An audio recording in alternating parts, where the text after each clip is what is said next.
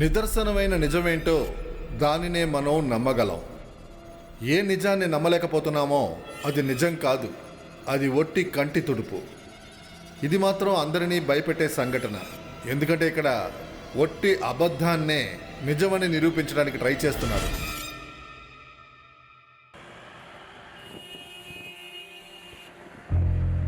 వాళ్ళ నమ్మకాన్ని పోగొట్టడం చాలా పెయిన్ఫుల్ అయిన విషయం. వాళ్ళు ఇంకా నమ్ముతూనే ఉన్నారు. కానీ కొన్ని సమయాల్లో పోగొట్టుకున్న నమ్మకం కలవడానికే ఒక విషయాన్ని వెతుకుతూనే ఉంటుంది. నాకేమనిపిస్తుందంటే ఆ అబద్ధం వెనక ఏదో నిజం ఉండుంటుంది. తను చెప్పడంలో తప్పేముంది? ఏంటక్క, ఏంటి ఆలోచిస్తున్నావు? నేను చెడ్డదన్న సుమిత్. ఎందుకు అనవసరంగా డిమోరలైజ్ చేస్తున్నావు? Richa Mishra is the best. అది నీ వైపు మాత్రమే. ప్రపంచం నిన్ను అర్థం చేసుకోలేదు కదా. నువ్వు కావాలంటే చూడు, ఒకరోజు నువ్వు డాక్టరే కాదు, నువ్వు చాలా మంచి సింగర్ అవుతావు.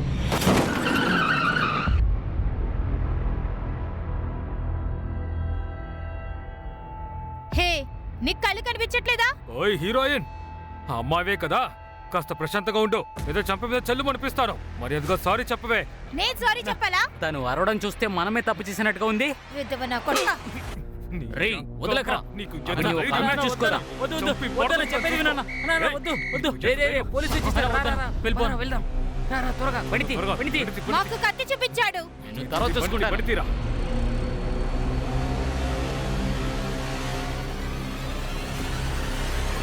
ఎందుకు నువ్వు అనవసరంగా వాళ్ళతో గొడవ చేసుకుంటున్నావు? వాడే కదా బండికి అడ్డంగా వచ్చాడు. వాళ్ళంతా అలాగే చేస్తారు. అంతా ఎదవలు. వెనకాల పెద్ద గార్డెన్ ఉంది, చాలా పెద్ద గ్రూప్ ఉంది వాళ్ళది. ఆ టైంలో కానిస్టేబుల్ వచ్చేసారు, లేకపోతే 2 నిమిషాలు గ్యాంగే వచ్చేది. నాకంతా తప్పుగానే జరుగుతుందిరా. నాకేమీ మంచి జరగట్లేదు. నువ్వు కొంచెం ప్రశాంతంగా ఉండక అంతా సరి అవుతుంది.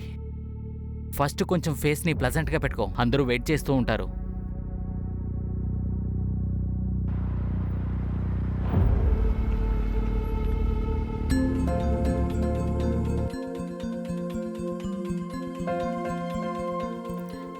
నమస్తే.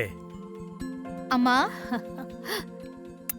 మీరు ఎలా ఉన్నారు? మేం బాగున్నాం. నువ్వెలా ఉన్నావు? నేను బాగానే ఉన్నాను. అరే వెల్కమ్ హోమ్, వెల్కమ్. ఎలా ఉన్నారు నాన్న? నేను చాలా బాగున్నాను. ఏంటిది, మళ్ళీ మీరు బట్టలు మార్చుకునే వేసుకుంటున్నారా? అమ్మా నాతో మాట్లాడుతూనే ఉంటావా? ఏ ఈ ఎత్తను మర్చిపోయావా ఏంటి? నమస్తే అత్తయ్య.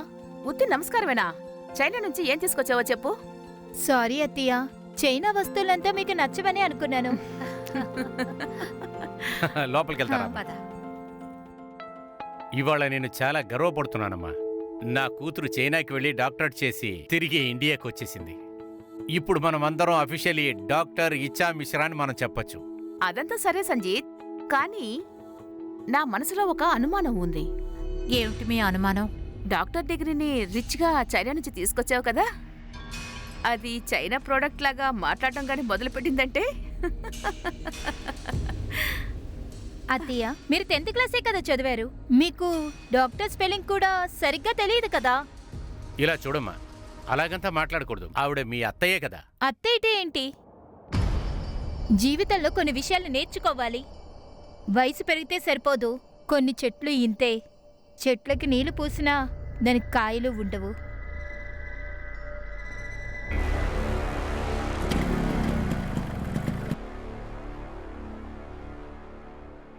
ఇప్పటికీ నువ్వు మూడౌట్లోనే ఉన్నావా?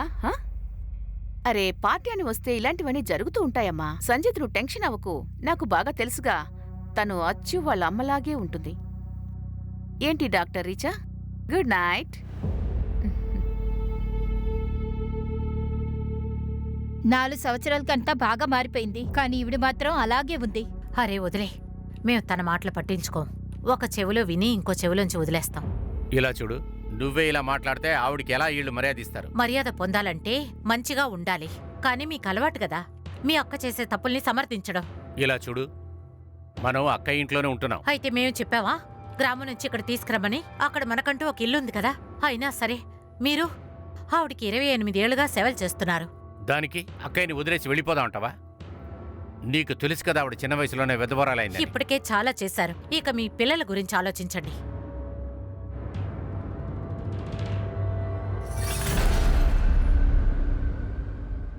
సరే వదిలే, ఎప్పుడులాగా అదే పంచాంగం, మరి అదే పాట. ఏం చేయాలి? అత్తయ్య టార్చర్ని తట్టుకునే తీరాలి. నేనేమనుకుంటున్నానంటే అంతా మంచి జరగాలి, తర్వాత చూసుకుందాం.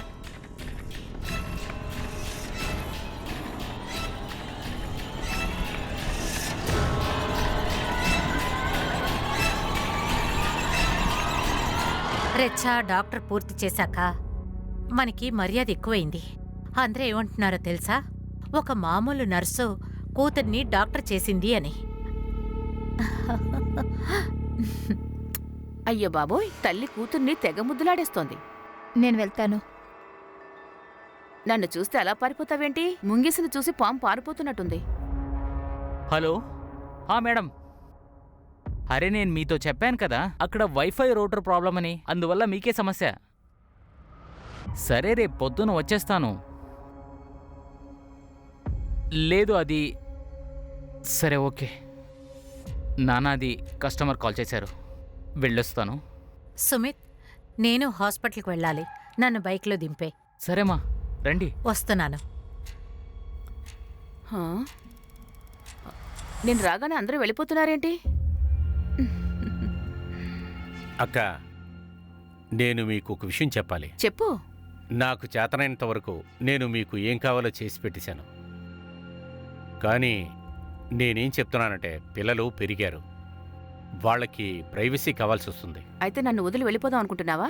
అరే, మిమ్మల్ని వదిలి చాలా దూరం వెళ్ళిపోం కదా, రోజు మిమ్మల్ని వచ్చి చూసుకుంటాను. వెళ్ళిపో. కానీ సుమిత్ నాతో పాటే ఉంటాడు. కాదక్క, అది చాలు, నేను చెప్తున్నాను కదా, సుమిత్ నాతో పాటు ఇక్కడే ఉంటాడు.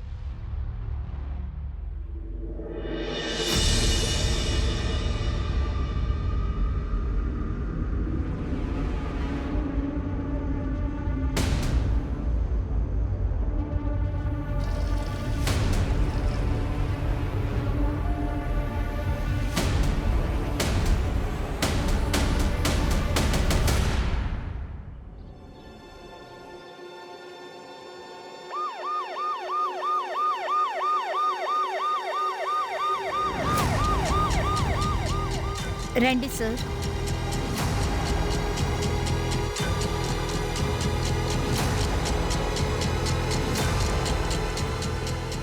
సార్ అక్కడ ఫుట్ ప్రింట్స్ ఉన్నాయి.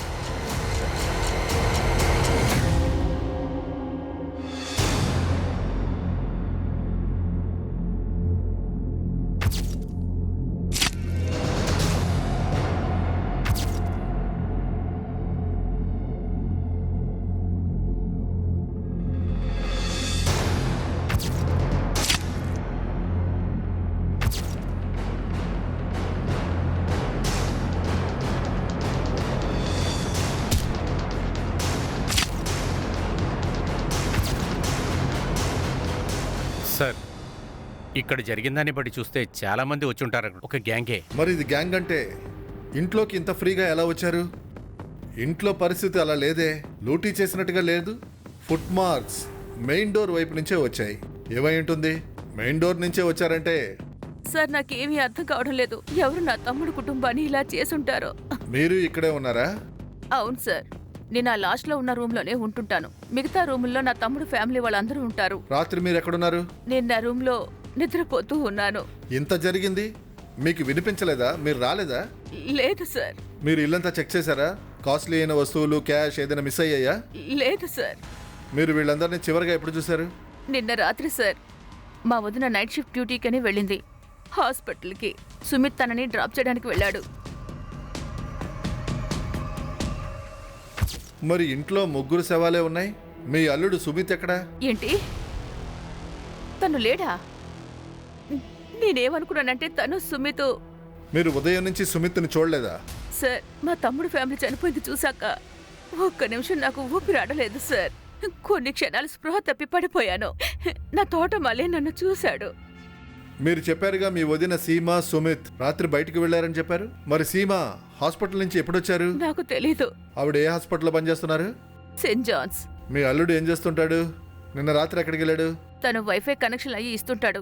డైలీ ఒక్కొక్కరింటికి వెళ్ళి కనెక్షన్ ఇస్తుంటాడు. నిన్నెవరో క్లయింట్ ఫోన్ చేసి అర్జెంటుగా రమ్మని చెప్పాడు. అందుకే తను అక్కడికి వెళ్ళాడు. సుమిత్కి కాస్త ఫోన్ చేయండి.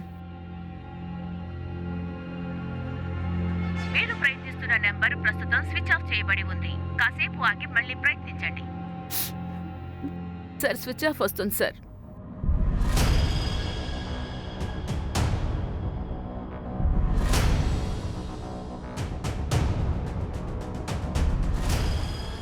సార్ మర్డర్కి సంబంధించిన వెపన్ ఏం లేదు. సార్ ఇంట్లో ఫోర్స్గా ఏ గుర్తు లేదు సార్. దొంగతనం జరిగినట్లు లేదు. క్రిమినల్ మోటివ్ మర్డర్ చేయటం అనుకుంటా సార్. మరి ఆ సుమిత్ వాడెక్కడికి వెళ్ళాడు? సార్ ఒకవేళ వాడే ఇదంతా చేసుంటాడా? సింగ్, ఎవరైనా వాళ్ళ ఫ్యామిలీని వాళ్ళే ఇలా చంపుకుంటారా? ఇంట్లో 2-3 ఫుట్ మార్క్స్ కూడా ఉన్నాయి. Right sir. ఇది ఏదో ఒక గ్యాంగ్ గానీ లేదా కాంట్రాక్ట్ కిల్లర్ పని అయి ఉండాలి. ఇది పాష్ ఏరియా. మీడియా ఈ కేసుని అసలు వదలదు. Okay sir. పట్నాలో ఉన్న విఐపి ఏరియాలో ఒకే కుటుంబానికి చెందిన 3 దారుణంగా హత్య చేశారు. సిటీ అంతా భయాందోళనలో ఉంది. ఇది పోలీసుల ఫెయిల్యూరే కదా. ప్రజలకి సమాధానం చెప్పే తీరాలి. ఈ దారుణం చేసింది ఎవరు? వాళ్ళు త్వరగా దొరకలేదంటే మళ్ళీ ఇంకొకటి జరిగే అవకాశం ఉంటుంది. Sir come in. సార్ నేను సుమిత్ వాళ్ళ అమ్మ హాస్పిటల్ చెక్ చేశాను సార్. సుమిత్ వాళ్ళ అమ్మనే 9 గంటలకి అక్కడ డ్రాప్ చేశాడు. కానీ వాళ్ళ అమ్మ అర్ధరాత్రి 1 గంటకి హఠాత్తుగా డ్యూటీ వదిలి వచ్చేసారంట. ఎందుకు? సార్ వాళ్ళ కొలీగ్స్ ఏమంటున్నారంటే హఠాత్తుగా వాళ్ళ ఇంట్లోంచి ఫోన్ వచ్చిందంట సార్. అందుకే ఆవిడ బయలుదేరింది. అంత ఎమర్జెన్సీ ఏంటి? సార్ క్రైమ్ సీన్లో ఏ విక్టమ్ ఫోను లేదు సార్. కానీ సంజీవ్ ఎందుకు రాత్రి సీమాకు ఫోన్ చేశాడో తెలియలేదు. సుమిత్ కూడా ఒక కస్టమర్ కాల్ చేశాడని చెప్పాడు కదా? అవును సార్, కస్టమర్తో మాట్లాడాను. అతను ఏమంటున్నాడంటే 11 గంటలకల్లా సుమిత్ పని ఫినిష్ చేసుకుని వెళ్ళిపోయిందంట. అయితే ఆ తర్వాత సుమిత్ ఇంటికి వచ్చేసాడా? సార్, నేను సుమిత్ ఇన్ఫర్మేషన్ కలెక్ట్ చేశాను. తను మొరారి స్టేషన్లో 2 సంవత్సరాల ముందు తనపైన సూసైడ్ కేసు ఫైల్ అయ్యి ఉంది. సార్ ఇది జరిగి 2 సంవత్సరాలైంది. సార్ శంకర్ అనే వ్యక్తి ఇంటర్నెట్ బిజినెస్ ఒకటి పెట్టుకున్నారు. తన తమ్ముడు సంకేత్ సూసైడ్ చేసుకున్నాడు. సుమిత్ పైన ఒక కేసు ఉంది. శంకర్ క్లయింట్సే దీన్ని క్యాప్చర్ చేశారు. తనకి చాలా నష్టం ఏర్పడింది. అందుకనే సంకేత్ సూసైడ్ చేసుకున్నాడు. ఇది చిన్న కేసు వల్ల తను త్వరగా రిలీజ్ అయ్యాడు.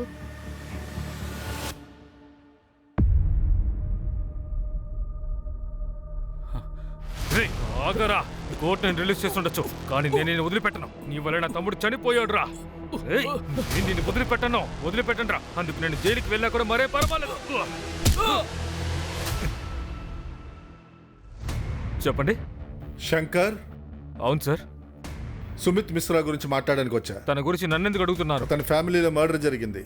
సుమిత్ కనిపించట్లేదు. నీకు వాడికి పడదు కదా? మరి ఇంకెలా ఉంటుంది సార్? వాడి వల్లే నా తమ్ముడు సూసైడ్ చేసుకుని చనిపోయాడు. కోర్టులో అది నిరూపించబడలేదుగా. కోర్టు వాడిని ఫ్రీగా వదిలేసిందిగా. నిన్న వాడిని చంపుతానని నువ్వు బెదిరించావు. ఆగరా, నా కొడక ఇల్లు వెతుకుంటే నేను చంపకుండా వదిలిపెట్టరు. కుక్క చావు చేస్తావరా నువ్వు? సుమిత్ని చంపలేకపోయానని ఫ్యామిలీని చంపేశావా? వాడేమో పారిపోయాడు. మీ దగ్గర ఎవిడెన్స్ ఏముంది? పద, స్టేషన్లో చూపిస్తా. వీడిని తీసుకురండి. అరే ఏంటిదంతా? ఏం చేస్తున్నారు?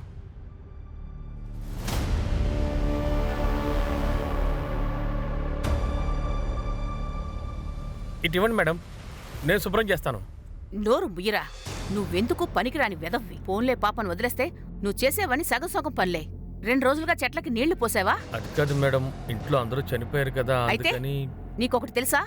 చెట్లకి నీళ్లు పొయ్యకపోతే అవి చచ్చిపోతాయి. ఇప్పుడు జరిగిన చావులు చాలవా? ఏంట్రలా చూస్తున్నావు? నువ్వు వెళ్ళి నీళ్లు పోయి.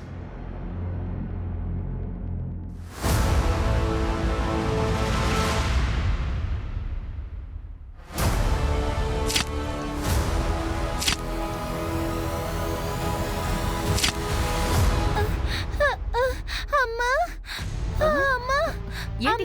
ఏమైందమ్మా? ఎవరైనా వచ్చారా? అమ్మా, ఆ వైపు ఎవరో వెళ్ళడాన్ని చూశాను. కాస్త ఆగు, నేను వెళ్ళి చూసొస్తాను.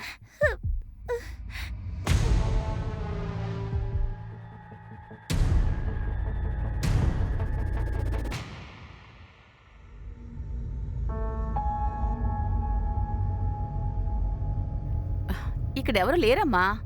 అక్కడంతా ఖాళీగానే ఉందే. అమ్మా, నాకు భయంగా ఉంది. వాళ్ళు మనం చెప్పేలా ఉన్నారు. అక్కడేం లేదమ్మా, నువ్వు భయపడకు. అసలు నేను నీ పక్కనే ఉన్నాను కదా, నువ్వేం భయపడకు. ఈ సంజయ్ మిశ్రా ప్రొఫెసర్. పోయిన సంవత్సరమే రిటైర్డ్ అయ్యాడు. అతని భార్య 20 సంవత్సరాలుగా వర్కింగ్ ఉమెన్. వీళ్ళిద్దరి పొజిషన్ చూస్తుంటే మంచి ఇన్కమ్ కూడా ఉంది. అదే విధంగా వీళ్ళిద్దరూ సంజయ్ అక్క ఇంట్లో ఉంటున్నారు. పట్నాలో వాళ్ళకి విడిగా ఇల్లుంది. కానీ ఆ ఇంటిని వీళ్ళు అద్దెకిచ్చారు. ఎందుకు అలా చేశారు? సార్, సంజీవ్ గారు వాళ్ళక్క చిన్న వయసులోనే విధవి అయింది. ఆవిడ యాక్టివిటీలో ఇంతవరకు సందేహపడేటట్టు ఏమీ లేదు సార్. శంకర్ విషయం ఏంటి? ఎంక్వైరీ చేస్తున్నాను సార్. మన ఊరికే సందేహం అనే పేరు మీద లోపల పెట్టలేం కదా. వాడిని వదిలే, కానీ వాడిని వాచ్ చేయి. వాడే సుమిత్ని ఎత్తుకెళ్ళి ఎక్కడైనా పెట్టుండొచ్చు కదా, ఎందుకంటే మన అనుమానం సుమిత్ మీద రావచ్చు కదా. అలాగే sir. Sir come in. Sir Richa గురించి ఏమంటున్నారంటే తన మర్డర్ అయిన 2 రోజుల ముందు చైనా నుంచి వచ్చింది, కానీ మన సిడిఆర్ వేరే కథ చెప్తుంది. సార్ రీచా ఫోన్ 6 నెలల ముందు పట్నాలో యాక్టివేటెడ్ గా ఉంది. నేను ఇమిగ్రేషన్ నుంచి కన్ఫర్మ్ చేసుకున్నాను. తను 6 నెలల ముందే పట్నా వచ్చింది. వాట్? ఎస్ సార్, తను 15వ తేదీన ఇంటికి వెళ్ళింది. 2 రోజుల తర్వాత టోటల్ ఫ్యామిలీనే హత్య చేశారు. ఇంతకీ విషయం ఏంటి? వీడు 6 నెలలుగా పట్నాలో ఉంటే పట్నాలో ఎక్కడున్నాడు? సార్ నేను అది ట్రేస్ చేశాను. తను డాక్టర్ గౌతమ్ క్లినిక్ లోనే ప్రాక్టీస్ చేసింది. అయితే డాక్టర్ కాశ్యప్ని చూద్దాం. ఇంకా Richa family full details collect చేయి. ఈ ఫ్యామిలీలో ఏదో రహస్యం దాగుంది, అందులోంచి బయటికి రాలేదు. సరే, నేను బయలుదేరుతున్నా. అలాగే. ఏమండి, ఒక్క నిమిషం. చొక్కా తిప్పి వేసుకున్నారు. అరే, నేను గమనించలేదు. వెంటనే సరిచేస్తాను. సుమిత్, ఈసారి వెకేషన్ తర్వాత చైనా వెళ్ళాలని అనిపించట్లేదు. నీకేమైంది? ఇంకా 1 ఇయర్ ఉంది కదా. ఫైనల్ ఎగ్జామ్ రాయడానికి ఇష్టం లేదా?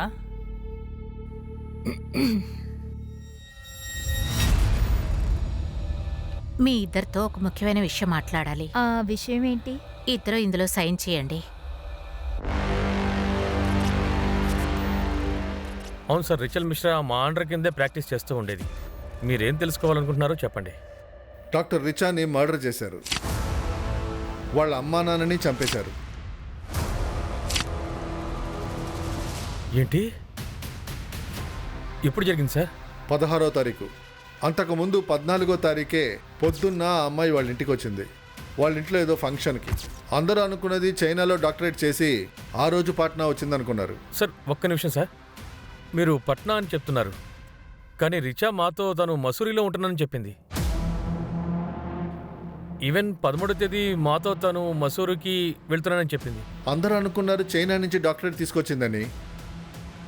మీ దగ్గర ఆవిడ ఎన్నాళ్ళుగా ప్రాక్టీస్ చేసింది? సార్, ఇక్కడ 6 నెలల నుంచి చేస్తోంది. తను చైనాలో డాక్టరేట్ చదువుకుని ఇక్కడికి వచ్చానని మాతో చెప్పేది.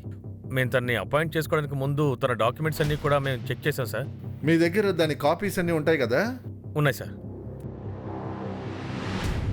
Doctor Richa Mishra degree sir. అలాగే తను పట్నాలో తను ఉండడానికి చోటు లేదని కూడా మాతో చెప్పింది సార్. అందువల్లే తనకి ఈ క్లినిక్లోనే ఒక షెల్టర్ ఇచ్చాం సార్.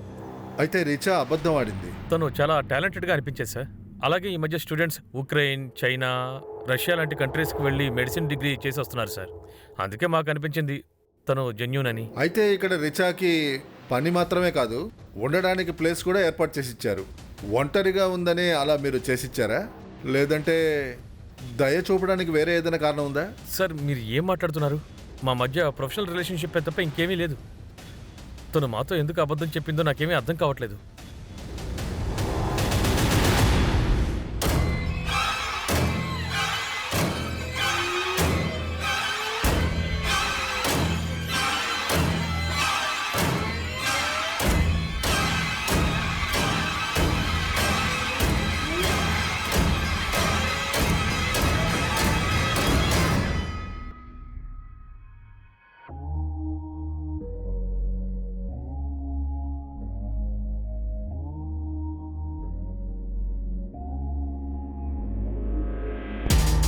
ఇలా చూడు, ఈ విషయంలో చాలా పెద్ద తప్పు చేశాను. ఇంగ్లీష్ మందులు వేశాను. ఆ ఇంగ్లీష్ డాక్టర్ ఉన్నాడే ఉమారుల్లా, ఆ డాక్టర్ అసలు మంచోడు కాదనుకుంటాను. నీ మీద గాలని సోకినట్టుంది. ఇప్పటి వరకు చూడు, ఈ విషయం మన పూర్వీకులది. మీ అమ్మ ఎప్పుడు కూడా దీంతోనే మంత్రాలు తంత్రాలు చేస్తూ ఉంటుంది. ఇప్పుడు చూడు, నీలో ఆవహించిన ఆ దెయ్యాలు భూతాలు అన్నీ పారిపోతాయి. అలాగే ఉండు. ఇలా లే, పట్టుకో.